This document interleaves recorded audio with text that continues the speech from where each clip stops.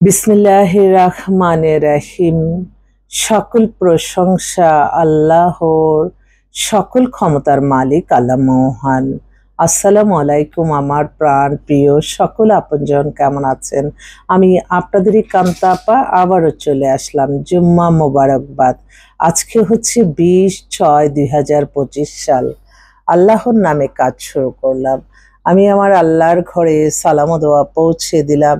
আমার প্রিয় নবীজির রওজা মোবারকে সালাম ও দোয়া পৌঁছে দিলাম। হযরত শাহজালাল শাহপরানে সালাম ও দোয়া পৌঁছে দিলাম। আজমি শরীফে সালাম ও দোয়া পৌঁছে দিলাম। মাইজ ব্যান্ডার শরীফে সালাম ও দোয়া পৌঁছে দিলাম।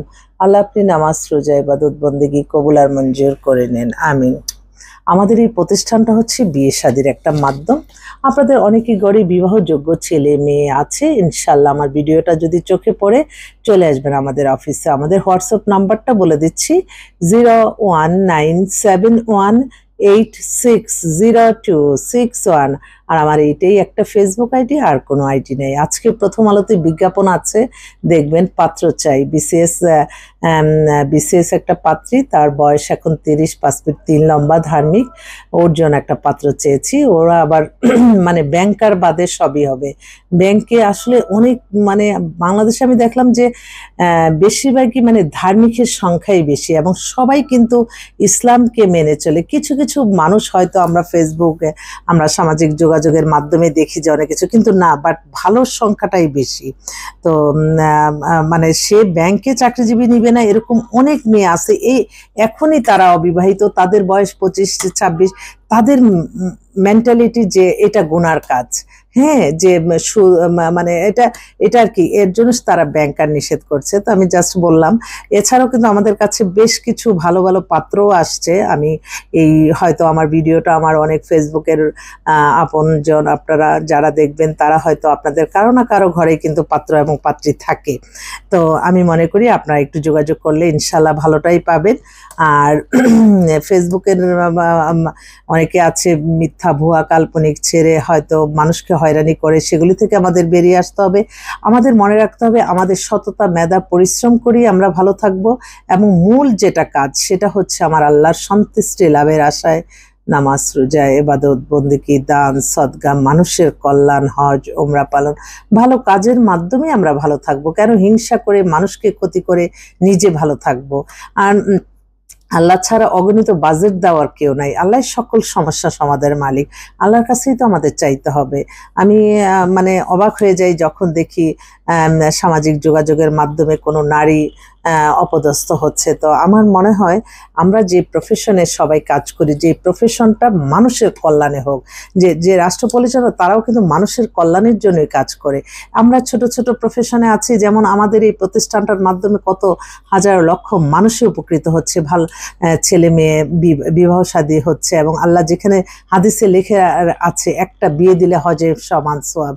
তো আলহামদুলিল্লাহ, আমি তো সবসময় আমার সততা নিয়ে আমি কাজ করি। আমি সবসময় মনে করি মানুষের কল্যাণের মাঝেই সকল শান্তি, এবং মানুষের দোয়ায় একটা মানুষ ভালো থাকে। এবং মানুষের সবসময় আপনি দানশীল হবেন, মায়াশীল হবেন, ক্ষমাশীল হবেন, দয়াশীল হবেন। এগুলি অনুসরণ করে ইসলামে যেগুলি আমাদের আদেশ আছে সেগুলি আমরা মেনে চলবো, ইসলামে যেগুলি নিষেধ আসে আর সেগুলি আমরা মেনে চলবো। তাহলেই তো আমাদের জীবন সুন্দর। কেন আমরা মানুষকে ক্ষতি করে আমাদের ভালো থাকতে হবে? তো পাত্রপাত্রীর সন্ধান নিয়ে কোনো চিন্তা নাই, আমাদের কাছে ইনশাল্লাহ অসংখ্য পাত্র এবং পাত্রী রেডি আছে, আপনারা চলে আসবেন। আর মিথ্যা কাল্পনিক গল্পে বানিয়ে হয়তো আপনি আপনার কিছু আর্ন করবেন, কিন্তু মানুষকে ক্ষতি করবেন না। এবং অনেক ফান্ড জিনিস আছে যেগুলি দেখে আরেকজন শিখে শিখে সেগুলি করতে যায়, তখন কিন্তু তার বিপদ চলে আসে। এই যে ছোট ছোট কাজ আপনি যেগুলি আরেকটা মানুষকে শিখাবেন খারাপ, সেইটার জন্য কিন্তু আল্লাহর কাছে আপনার জবাবদিহিতা করতে হবে। সবসময় মনে করতে হবে যে আল্লাহ আমাদের সব কিছু দেখতেছে, কোনটা করলে সওয়াব হবে, কোনটা করলে গুনাহ হবে, সেটা মেনে চলতে হবে। তাহলেই তো আমরা ভালো থাকবো। আমি অবাক হয়ে যাই যে অনেকেই আছে যে হয়তো কোথাও কোনো একটা সমস্যা হলো, সেই পুরুষটাকে দেখাচ্ছে না, তারা নারীকেই ডিসপ্লে করছে। একটা নারী ছাড়া আপনি তো পৃথিবীতে আসতে পারতেন না। একটা মা ছাড়া কোনো সন্তান পৃথিবীতে মুখ দেখে না, তাই মাদেরকে সম্মান করতে হবে। আমার ছোট ছোট ব্যাপারগুলি আসলে আমার খুবই কষ্ট লাগে যখন দেখি যে কোনো কিছু খারাপ কোনো কিছু, ওই যে ওই নারীর ছবিটাই সবাই ভাইরাল করবে, কিন্তু ওই পুরুষটা আর দেখা দেয় না। তাহলে এটাই। ও আরেকটা বায়োডাটা আসছে। তো আপনারা পাত্রপাত্রের সন্ধানে চলে আসবেন। সবার দোয়া চাই, দোয়ার চেয়ে বড় শক্তি আর পৃথিবীতে কিছু নাই। মানুষের দোয়াই হয়তো আল্লাহ সবাইকে ভালো রাখবে। মানুষের অন্তরের দোয়াটা কখন আসবে? যখন আপনি কারো দ্বারা একটা একটা ছোট্ট একটা উপকৃত হন। যেমন আমার এই প্রফেশন, আপনি এরকম একটা ছেলে এরকম একটা মেয়ে পেতেন না যদি আপনাকে আমি সন্ধান না দিতাম। আর আমি সবসময় ব্যবসায় মুনাফিকিকারীকে পছন্দ করি না, এবং খুব আমি চেষ্টা করি প্যারাশানি মুক্ত হয়ে সবকিছু আপনার হাতের নাগালে চলে আসুক। এই মেন্টালিটি নিয়ে আমাদের চলতে হবে। আমরা ক্ষণিকের জন্য এই পৃথিবীতে আসছি, আমরা একে অন্যের জন্য শুভাকাঙ্ক্ষী হিসাবেই থাকবো। আমরা কখনো মানুষকে ক্ষতি করব না, এই হোক আমাদের সকলের ওয়াদা।